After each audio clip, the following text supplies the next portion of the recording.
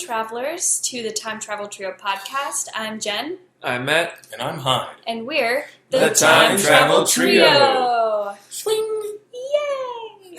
We're here, we're back. It was my choice this week. Ooh. I picked Paycheck, 2003. Yes. Good year for Ben Affleck, apparently. Yeah, Daredevil. he's in 3 movies, all 3 big movies, wasn't he? Because he What was was in third?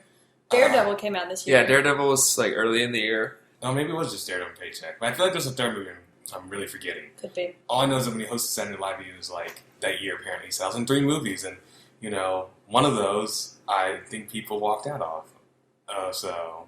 Daredevil? I think he's talking about Daredevil. Oh, okay. So. That's funny.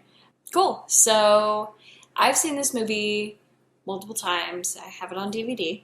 Have you seen this movie? No, I have not seen this movie until now. I don't know how I just didn't even know anything about this movie until I had to do it for the podcast. So it was all fresh for me. Cool. Yeah, I saw this movie on video when it first came out, and I think I've probably seen it on TV at least once or twice since then. For sure. So this movie came out in 2003, as we mentioned, and the plot is what seemed like a breezy idea for an engineer to net him millions of dollars leaves him on the run for his life and piecing together why he's being chased. Breezy idea. First of all, they didn't tell him what the idea was before he signed on. Yeah. So that's not... Okay. Anyway, let's just watch the trailer, and then we'll talk about it. You won't remember me, will you? Good luck, Mr. Jennings. I'll see you in 2 months.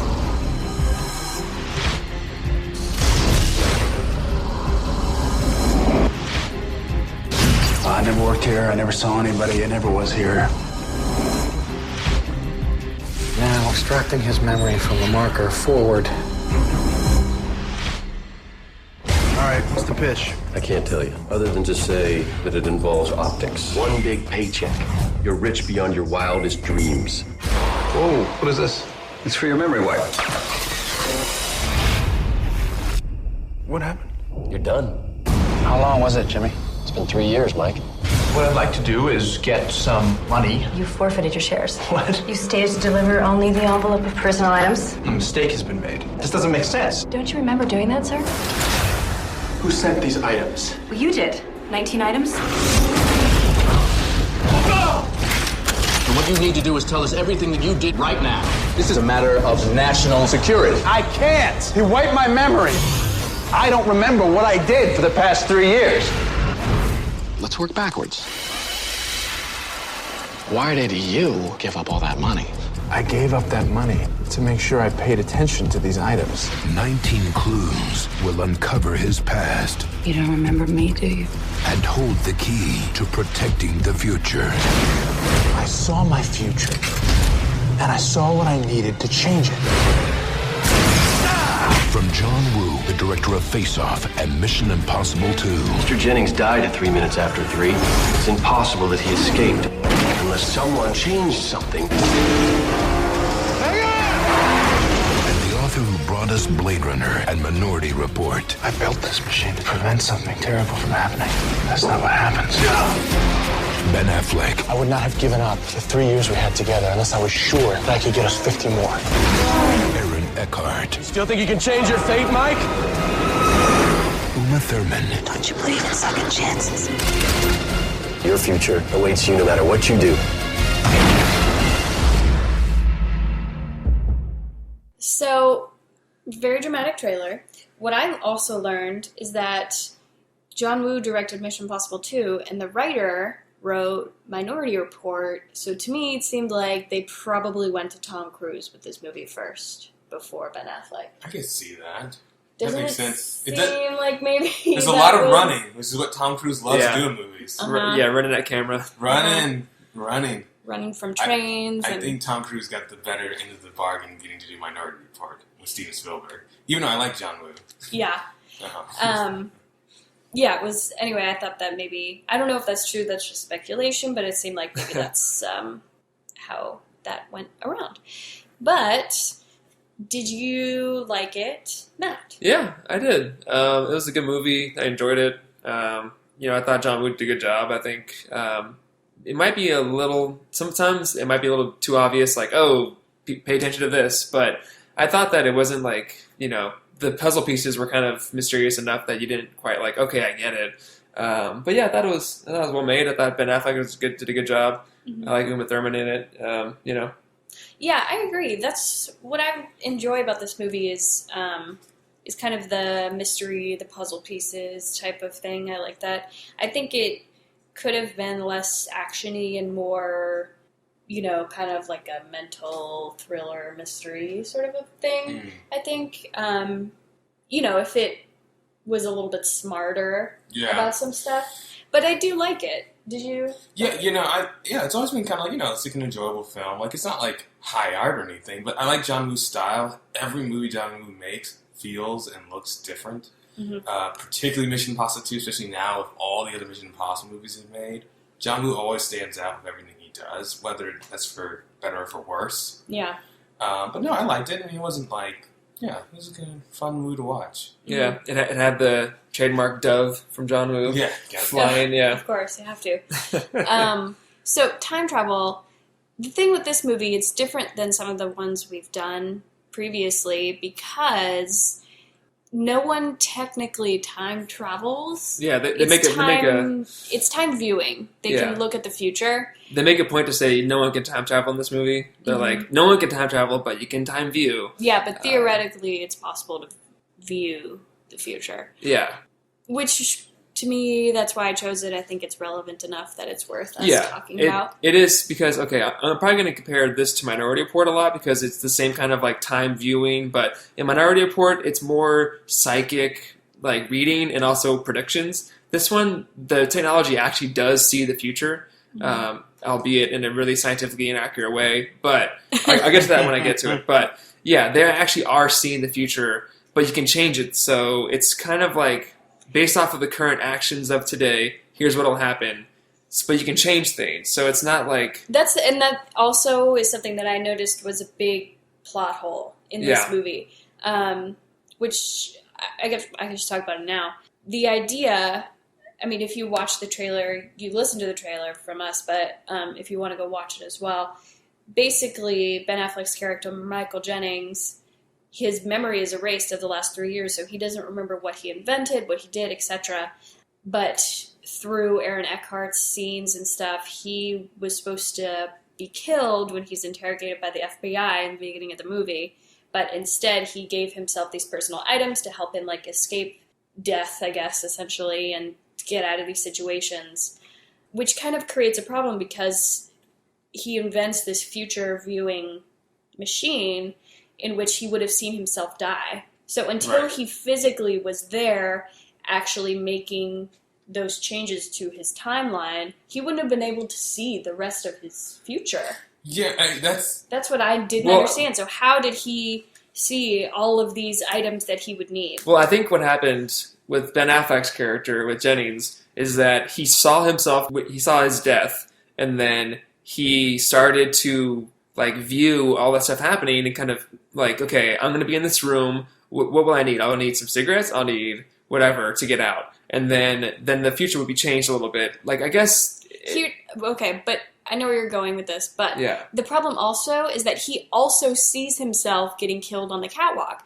Right. Doesn't make sense because he would have seen himself die in the FBI room. He wouldn't have seen... If he had died there, he would have died there. He wouldn't have died twice on the catwalk. So I think it's a big plot hole that there wasn't a logical explanation for him seeing two different versions of himself. Unless the machine can tell you different ones. Once you decide to make a change. Right. Because that's kind of the chicken or egg kind of thing.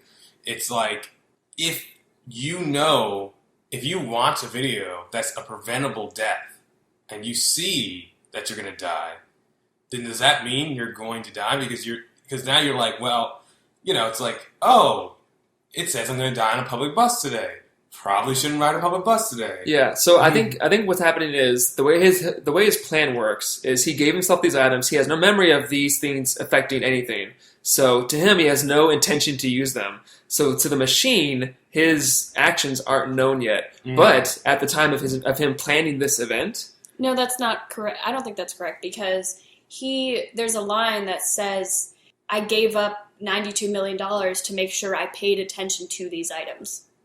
To make sure that I would notice them and use them. No, what I'm saying is, let's say the machine works off of people's actions. Oh, if you decide to do something, then the future is changed. But to him, he's a blank slate. He has no intention to use these items, but he has them. And in the moment, he then uses them. So if you're using the machine to see the future, you won't know what's going to happen because he has these items that are going to change that. So at the moment that he sees himself being killed at a catwalk, he doesn't know that he'll change it because he didn't know that the watch will say go. Or whatever, he doesn't know that these items will change the future. At the time, let's say he's making the plan, he's like, okay, do this then, do this then. If you look at the machine, it'll be that future of him not being killed. But once his memory is wiped, that future is now back to him either being killed by the FBI or being killed on the catwalk. That's what I'm thinking. But him from 4 weeks before his memory is wiped, it seemed very detail oriented to me. I know. That he knew everything from down to the detail of the lottery ticket under the cage birds. You know what I mean? Yes. And I just don't. I know. So my question it doesn't is logically to me. It doesn't feel like it connects. That there's a reason why we would see him dying, but then he would also be able to prepare so intricately. Some of these instances are they had to be the exact time that he was there. Right. Well, the go is a very big one. Yeah. That is literally to the fraction of a second accurate. It's not like there's a giant clock on the wall behind him that you can see, okay, it's right that second that I need to, set this watch. Side note also, I'm pretty sure they did not move fast enough to stop a bullet coming from a sniper rifle. I know how you edited it kind of makes it weird, but I just felt I don't know if they're moving fast enough to get past the bullet like that. I know. I also had an issue with, so when did Aaron Eckhart's character see the future, and was it in between Jennings, between his plan and between, all that stuff? Because, they saw him dying, but, when did they see him dying? Well, Aaron Eckhart didn't see...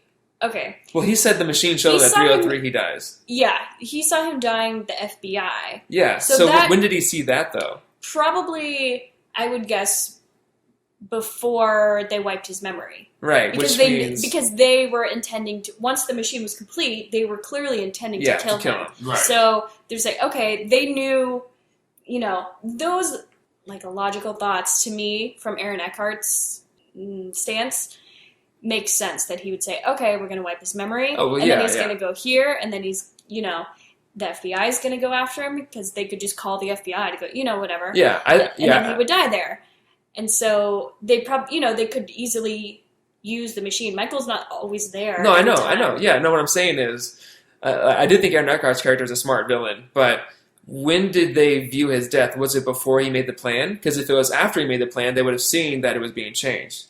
Yeah, I think it had to be before. It must have been before then. It has to be. Okay. In theory, it has to be before. You know what? It was probably the same time that Michael saw it. Oh, yeah. Yeah. When she was saying, you came back a couple, 4 weeks ago, whatever, right when he was going to make this plan, send himself these items, you came home, you were really pale, whatever. Yeah, that's true. Probably when, because... Aaron Eckhart had a video that was of things that were going on in Michael's lab, right? Because he could see when the machine was working again. He wasn't standing in there. Yeah, and we also saw that you can rewatch the viewings again. Yeah. Right. Yeah. It's not like it's not like Deja Vu where you have to watch it in that moment. You can't, you can rewatch and keep watching things over and over again. Yeah. So I'm sure if at that point, he probably had just, completed it, finished it, used it, saw that, went home, was freaked out, whatever. Aaron Eckhart, I'm sure, was keeping close tabs. He was probably at that point already planning to kill him as soon as it was done. Frame him, kill him. So, yeah, I agree with you, though. I think Aaron Eckhart's a good...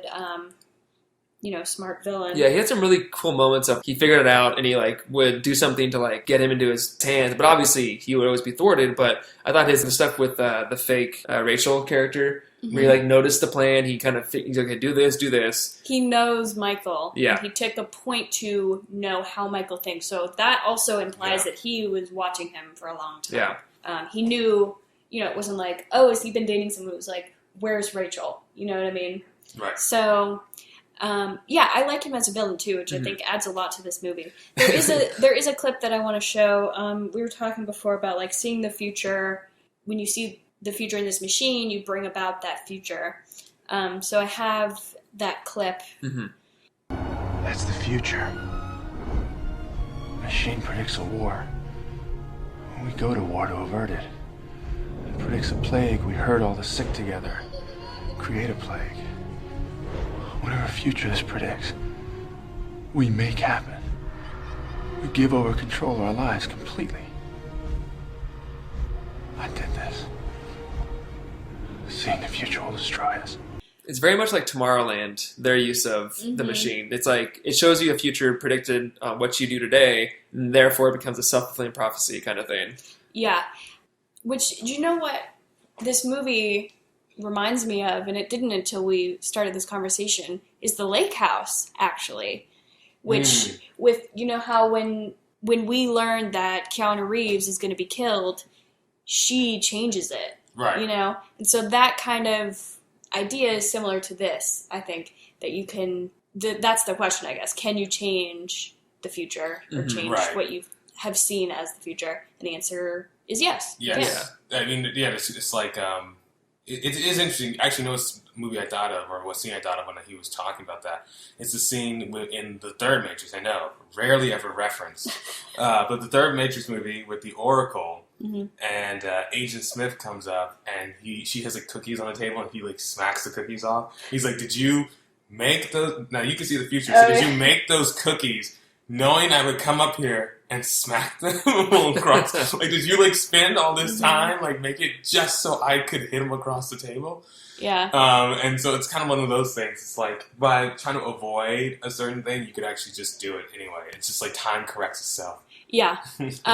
Which we've seen, I think, in a lot of movies also, something like X-Men too, that sort of course-correcting idea. But let's get into more of the quote-unquote science of this. So I do have a clip of them talking about the laser that Ben Affleck's partner, who we meet him once briefly, but he's not really in the movie. He's dead by the time that Jennings' memory is Are they erased. partners? They're partners, because when he shows him the machine in the beginning, he says, "This is your partner." Yeah. Whatever. Right, yeah, He's that's with right. the other actress who's also in Minority Report, Captain Morris. So this guy Decker, I guess, invented a laser that, aside from Michael Jennings' engineering, is what, makes the machine function. Okay, Matt's shaking his head. We'll play the clip. We knew Decker was trying to design something, but when he sold his plans, he wasn't even halfway done. I don't understand. Decker was working at JPL on a laser-enhanced lens. He claimed the lens was powerful enough to see around the curvature of the universe. Decker believed that if you could see around a curve that went on forever, you would end up back where you started, looking at yourself. Except you're not looking back at yourself now, in the present. No, you are not. You're looking at the future. Can you imagine what'll happen if Jennings figures out what he's done and tries to profit from it? Any nation in the world would give him a king's ransom. Jennings won't do that. I was this close to him. He never lied. When he heard what he's being accused of, he was hurt and scared. Fine, once you bring him in, I'll give him the Medal of Honor. That's if Rethrick doesn't find him first.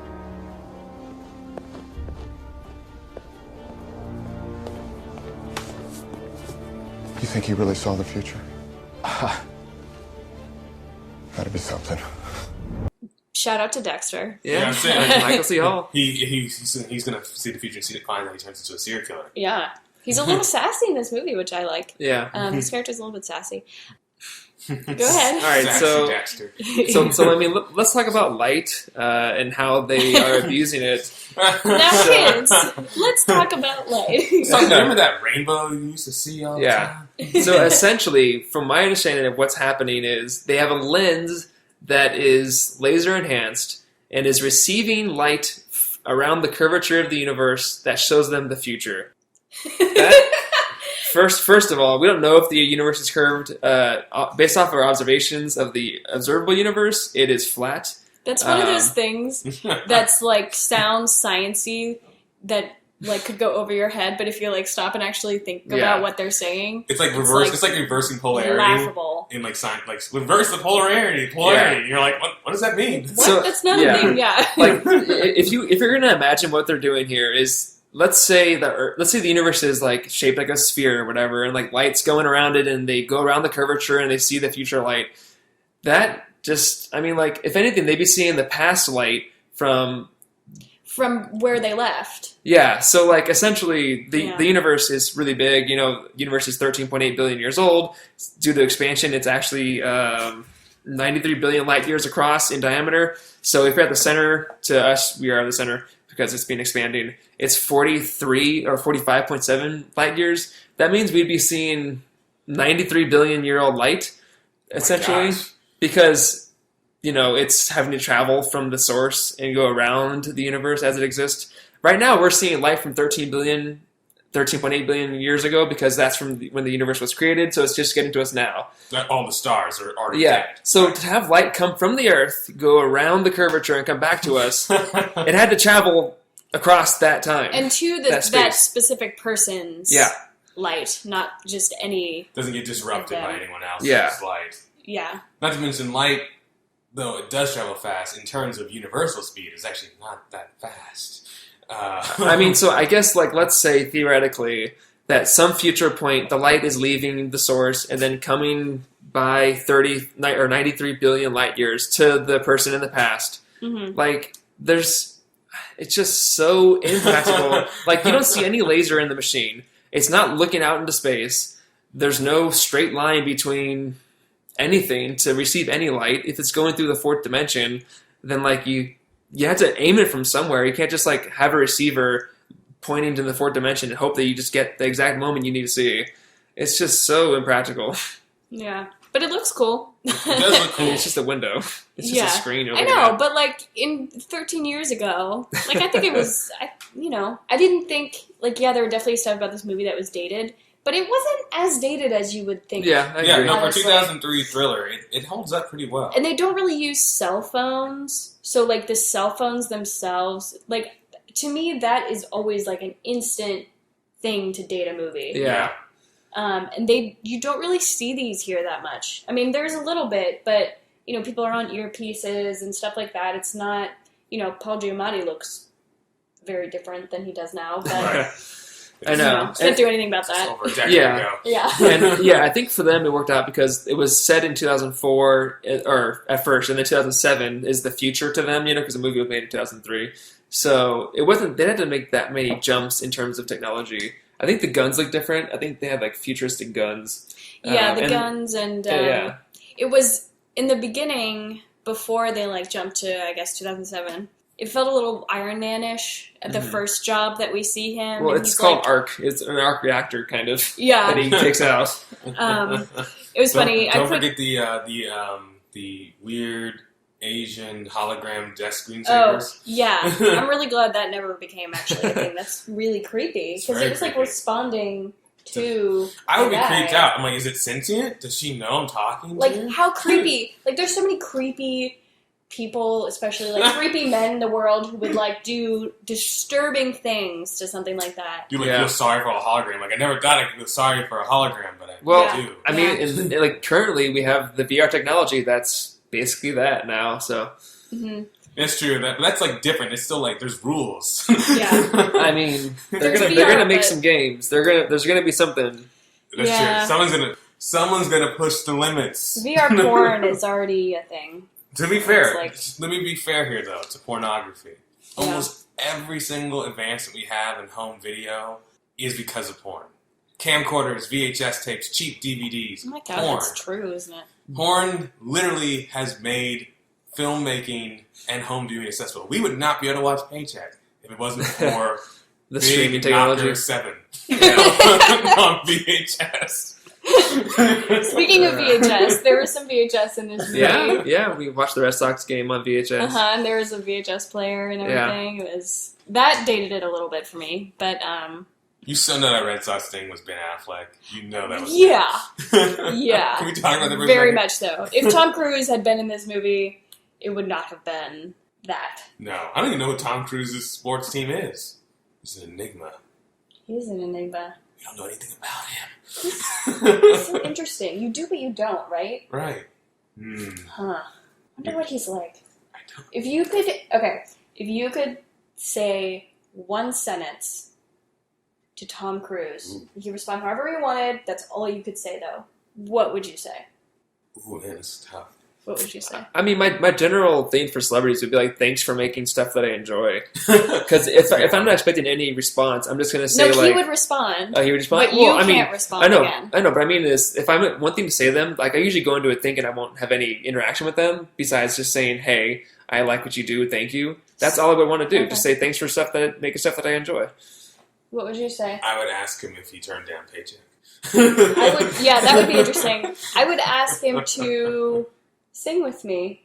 Ooh. I would want to hear how much of that was actually him from the Rock of Ages. Rock of Ages. He can actually sing because Chris Hardwick did that show originally when it was a live production, and when Chris Hardwick and him were on a panel together, that's right. Tom Cruise said, "Hey, let's see." He started singing to Chris Hardwick to get them to do a duet together. Right, they did. See, I wish that.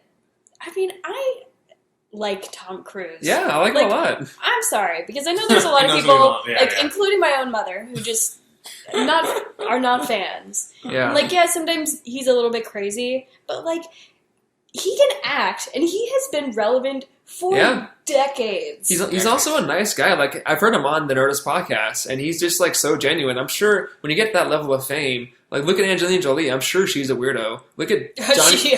Yeah, I mean, Johnny Depp. He is a legit weirdo. Yes. When you're that famous, he seems like he's grounded. Actually, a coworker of mine told me a story that recently, not recently, but a while ago, when she was at Disneyland, her daughter and Suri struck by friendship when Tom Cruise was there, and she walked around with Tom Cruise, and her husband and Tom Cruise are just chatting like they were friends because their daughters were friends. He seems like a nice guy. Yeah, that is interesting. And actually, this was something I was thinking about because last night I was watching Collateral with my roommate Robbie. Sure. And we were watching a movie. In that movie, there's one crucial scene with a cell phone, and the cell phone the battery dies fast. It has terrible service. I'm like, oh, this is so 2004, which is when the movie came out. Because back then, cell phones weren't good. And it's and I was watching Tom Cruise in this movie, and I was like, man, he's really good.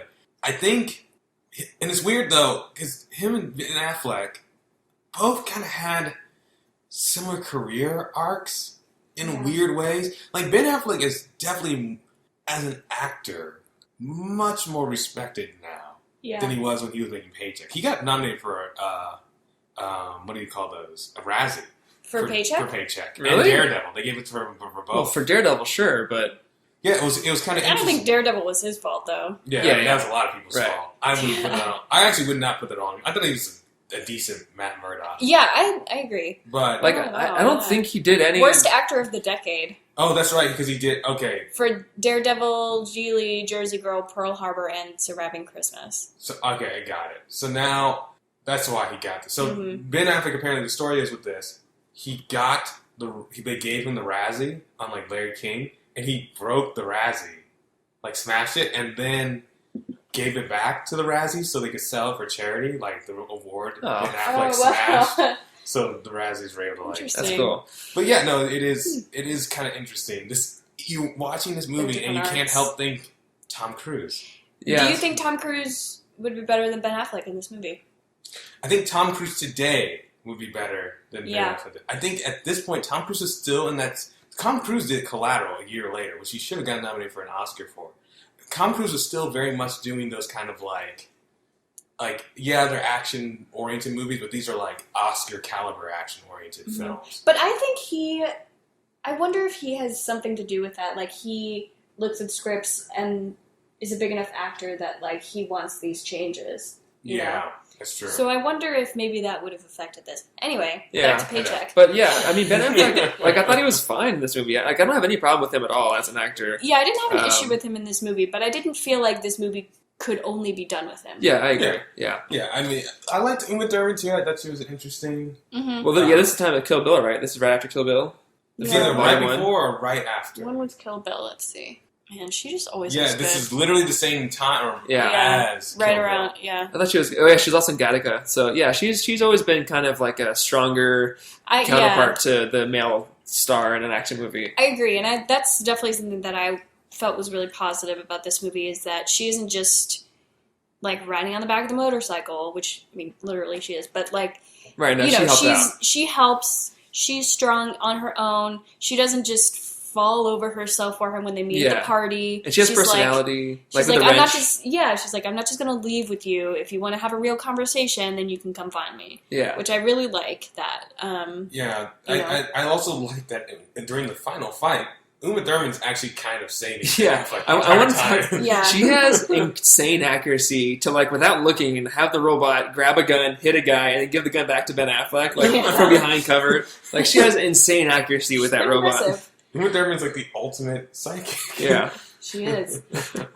So consequences of this time, we'll call it time travel, time viewing. Yeah.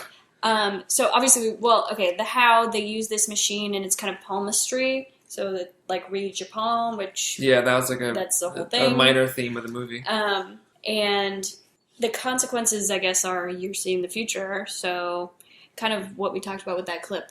Is that future set in stone, or can you change it? Yeah, or do you bring it about because you saw it? Yeah, it's like a predictive thing, technology kind of that actually sees the future, but see, that's what is weird. It's not actually the future. It's the future based off of what you're doing now. Right. Mm-hmm. So that even like throws a wrench even way more into the theory that light's coming from the future because it's not from the future. It's like a prediction of the future. Yeah. So what actually is the machine doing if not showing you the actual future? Well, it's reading your palm, which also I do want to talk about viewing memories too. Mm-hmm. Because that's something that this movie pretending like it's just a thing that you can like view someone's memories like a TV show. Yeah. Like, there it is. Zap it.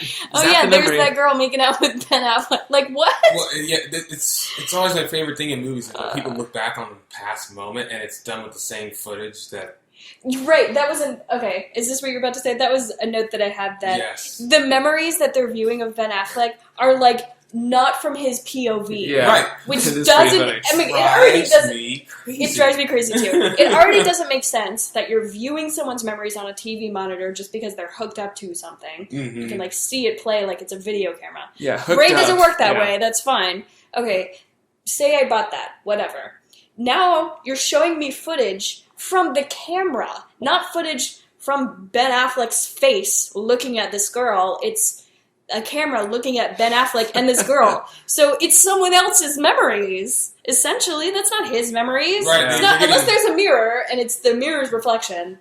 There's no way that we should be seeing his face. But I guess they took a creative license because if you weren't seeing him, then maybe you wouldn't think that it was his memories. I don't know. That I bothered me. think people should watch the Nicolas Cage movie Snake Eyes, which every time they tell someone through someone's point of view, it literally is a first-person POV. Mm-hmm. And it's just like, here's how I saw it. I mean, yes, it's a gimmick of the movie, but still, I mean, like, how hard it really would be to put a camera on a Steadicam and just get the same scene. Like, it's literally, like, we see the memories, like, 5 seconds after it happens. It's not that much of a stretch to let the audience understand. It makes it more complicated, the fact that you're not showing us his POV. Anyway, it bothered me. Are there rules for this time viewing? It's kind of hard to say because they don't actually travel anywhere. But yeah, it's also inconsistent too. Like yeah, you know, who can view it, how it works, what they see, etc. Yeah, and we kind of talked about some of the plot holes and stuff. But it is relevant to the story. Yeah. Which is good because I mean, it did create this cool little puzzle of you have these little key items that you need to do to save yourself and to destroy the machine, which is cool. And it's not like use this here. It's like, when are you going to use a paperclip? I don't know. You could use a paperclip in a myriad of situations. You better choose right. Yeah. Like, what if he chooses wrong? That's what I like. Once you chose hairspray, mm-hmm. and it's pink. I'm going to disguise myself and turn my hair pink, like, who knows? Yeah. We touched on the non-scientific I mean, we covered it. Yeah. I kind of had to jump the gun because it was so inaccurate. Yeah. Sometimes it calls it doesn't, if you are going to see life in the future, have it be the actual future, not be able to be changed. If you want to talk about multiple realities of, this is a chance, this is a timeline where that happened, then the timeline's changed. Maybe, but then now you're talking about multiverse, and then how do you have the curvature of the universe and all that stuff? It just doesn't it just, the more you look at it, the more it falls apart. So Yeah. So we kind of touched on, whether this movie was dated or not with clothes and sets, but yeah, I mean, nothing really stood out. It was like at the time it's 2003. Mm-hmm. The first theme we see is 2004, and then we see 2007. So it's not that much of a jump. Like clothes won't change that much. Technology isn't that different. Mm-hmm. It looked like the stenographer was on like an iPhone kind of thing with the mobile keyboard, but that could just be anything. Yeah. Okay. 2007 is when the iPhone came out. Yeah. There you go. Would you want to experience this time travel? It'd be kind of cool, I guess, to see, if you're possibly going to die, because apparently you can change it. I mean, I wouldn't want my memory erased the last 3 years. Yeah. But if there was just a way I could just get myself strapped into the machine and see, here is what's going to happen to you at some random point in the future for no reason. Mm-hmm. And I'm like, okay. But I guess the problem, though, is that Ben Affleck doesn't know that. He hopes that he can change it, but he doesn't necessarily know for sure that he can. He doesn't, which the first time you watch it is kind of the exciting part, because you don't know if it's going to actually all just lead to him getting killed anyway. On the catwalk. Yeah, that whole catwalk thing is the question. I think I would do it. I think it would be I agree with you. It would be kind of interesting to see it, I guess, but you'd have to be smart enough to know what to change and not to just feed into the destructive future that you're going to see. Yeah, I agree. I would want to use it, but I wouldn't tell anyone, because as soon as the government finds out about it, it creates war, apparently. But yeah, it'd be cool to kind of see stuff, and, I probably would only use it for minor gain, like a lottery here and there, but I wouldn't do anything diabolical. We definitely need to talk about time travel tropes. Yeah. Lottery was big in this one, for sure. Einstein's always roped into stuff because he had all his relativity and all that stuff. So I did like to do the Einstein stamps, though. I thought that was kind of fun. I know, yeah. Like, I have an Einstein poster on my wall, so I definitely always like seeing, all that stuff. And relativity is my favorite part of astrophysics, so I always like that it does lend itself to that. But again, they always abuse it, so it's a catch-22. It's there, but I mean, really. Would you? Okay, I'm going to pose a question. Would you trade $92 million to have a future viewing machine? Not sure whether or not you would, get money somewhere else. Like, would you give up $92 million to be able to look at the future? At that point, he already predicted that he'd get $19 million in a lottery. So, well, I'm not saying him. I'm saying million. Yeah. I'm saying he lost $2 million. I'm saying you as a person, not Ben Affleck in the movie. Yeah. I don't know. I mean, if I was going to have a machine that could see the future, I would use it to get some money. So, but you couldn't guarantee that you would see a way to get money. I guess you can't control necessarily what you're seeing. Well, if I'm seeing the future, if I can control it, then I would control it to see a lottery. But yeah, I don't know. I don't know if it'd be worth it that much money just to see the random future.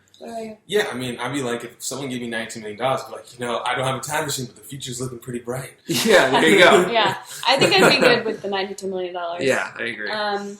Okay. So, any other notes that you guys had? I like the biolab. That was pretty cool. With all the technology to move around and have all the controls and stuff. That was pretty cool. Speaking of the biolab fight, interesting fight. I like it. It's pretty, it's very John Woo, very cool. Mm-hmm. I also like this. It may seem trivial, but I actually kind of appreciate it. At first, I was like, that's kind of silly, but then I was like, yeah, that makes sense. When they jump off the catwalk, and then they're hanging on to the plastic curtains, and then they fall, and then they actually don't fall very far. They just kind of drop down to the ground, It's almost kind of almost kind of funny how how far they don't drop. Mm-hmm. And then, but I was like, but you know what? Realistically speaking, if you fell a lot further than that, you probably would hurt yourself. So it makes sense that they just kind of this is a safe way to get down. Yeah. I liked that. The other thing that I thought was kind of interesting, I love Aaron Carter as a villain in this. He always is a good villain. Sorry, I just want to interject and say it's actually future Two-Face versus future Batman. Yes, isn't that amazing? Oh, yeah, I think you mentioned that last week. Yeah, you did, I think, yeah. Yeah, our last recording. Yeah, I think it was before we recorded. I think it was, we're talking about this movie, but yeah. Okay, yeah. Yeah, I thought that was cool. Only because of that purely stupid reason, and actually this is terribly because I actually like the fact that Aaron Eckhart isn't someone who's going to get his hands dirty and like punching stuff. It would have been kind of cool for the geek in me to see Two-Face, who's my favorite Batman villain, taking on the next Batman in like a fisticuffs of some sort. Mm-hmm. Also, Richard Jenkins playing the villain is always fun. He was great. Yeah, I like him a lot. His death is quite entertaining. Yeah, it's so like talk about self-fulfilling prophecy. Yeah, it is funny when like a time machine like shows you your death right before it happens. You're like, shit, why did I? Because I knew this would happen. And it also worked out so well in that circumstance too, because he, it was a natural reaction for him to like turn around and run away. Right. But that's what happened. Yeah, exactly. I know. That was pretty cool with the bullet thing there. I thought it was funny when after Aaron Eckhart got shot. There was a shot where it could also have been a Two-Face origin, where like it showed his face against there. Yes. The fire came in and like burned him. Obviously, you see his body charred beyond belief, but like that could have been like, if anything was different, it could have been the origin of Two-Face, where like that's how he got burned by the fire that came into it. That's funny, yeah. He's like very true. Flipping coins. It was very obviously after Daredevil, because Ben Affleck basically was Daredevil in this movie. Yeah, that I can see. He had the staff training. The thing with the sticks was, first of all, completely unnecessary, but I guess it was to show that he is physically able to fight. Right, and also that he's not trying to kill people. Yeah, that was pretty cool. And I guess it makes sense because like if you're wiping his memory, you want to make sure that his body is still in good shape. So like Paul Giamatti was like training him, to be well, I guess. But there's a large chunk of the movie though that Paul Giamatti was just not there at all. I know. I did think we had some good quality Giamatti time though. He had some good lines. Yeah, I liked it when he ran away and turned the lights off. He's like, I hope this works, or no, I hope this is a good thing to do. Yeah. He just turned the lights off. If you say something about my hat, I'm gonna leave right now or something like that. Yeah. Okay. Any notes? No notes. I think that's it for me. Okay, so we'll do final reviews. Hyde, do you want to start? Sure. Movie rating, I guess, as a film, it's an enjoyable film. Like, it's not bad. Yeah, once you really think about it, nothing really makes sense. But when you're watching it, you enjoy the ride. Yeah. It's just like, you're like, this is fun. Great action scenes, and enjoyable characters. So I'm going to give this movie, a 6 out of 10. Mm-hmm. Yeah, I'm right on the same page as you. Because I have seen this maybe 4 times or so, and I do enjoy it every so often. It's fun. But there are, definitely this time I noticed more of the plot holes and, the absurdity of some of their things that happen. So I'll give it a 6.5 out of 10. Yeah, I agree. Watching the movie, I didn't really even think anything hugely of the plot holes. The more I thought about how the machine works, obviously, it reflected my time travel rating or time viewing rating. But for the movie as a whole, it was fun. I enjoyed it. I thought the characters were good. I thought the action was good. The puzzle thing was fun. Mm-hmm. So, I think coming into the movie before the podcast, I was around an 8. But talking about more of it, I'm down to a 7. Okay. So, yeah. That's pretty good. Time travel / time viewing rating? I'm going to give it a 3.5 because it is ridiculous. It doesn't make any sense. As soon as you think about it for a second, you're like, wait, what? So you're saying, the thing I actually can't get over, forget about the light or if the universe is curved. Essentially, it should take 93 billion years. I didn't know it was 93 until Foreman explained it, but it should take a long time to get light back. And so that already kind of makes it kind of a silly invention. But they do some cool things with it. It has some cool moments with it. The time travel it's nice.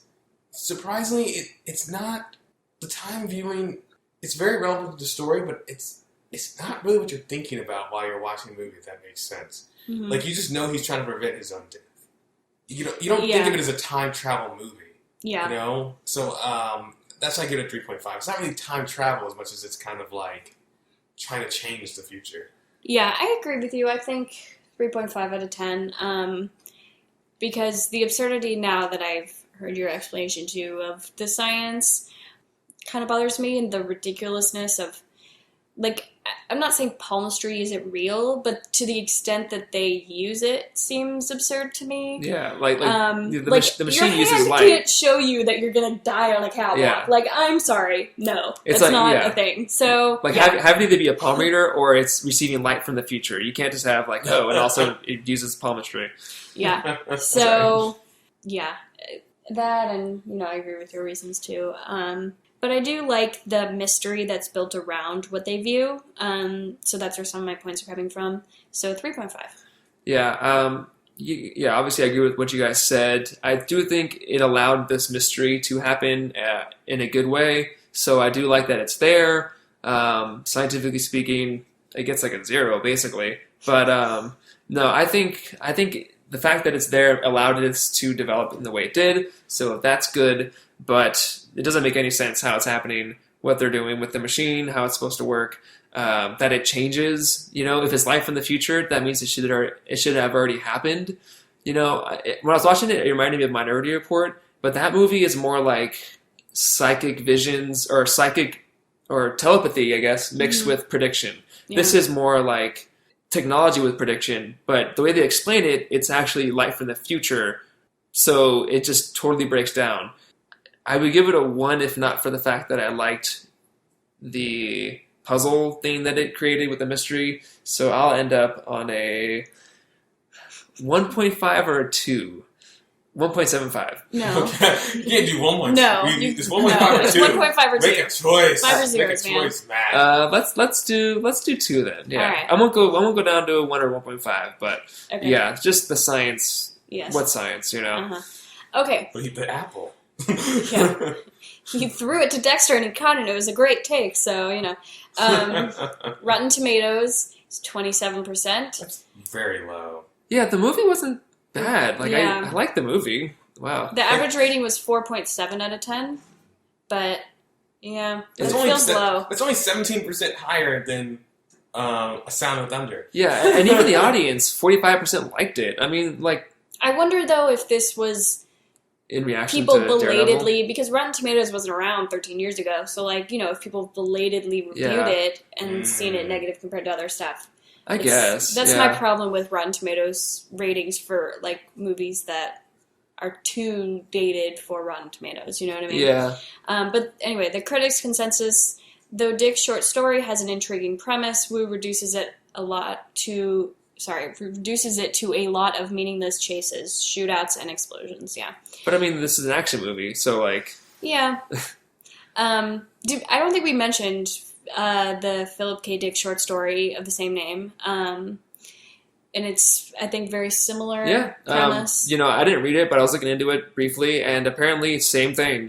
This guy, it's called Paycheck. A guy works for a company, and then he has no memory, and apparently he gets these items that are from himself because he saw the future, and he uses them to get out and thwart the villain. So it sounds like it's pretty similar. Cool. I don't think they use lasers, because I think when it was written, lasers weren't invented yet. But yeah, it's same concept. Saw the future, sent himself items to which is a cool save idea. himself. Yeah. It's a good mystery, sort of. Okay, so our next episode, Hyde, what did you choose? I chose a movie that some people have been suggesting we watch. It's on Netflix, actually. It's called Arq.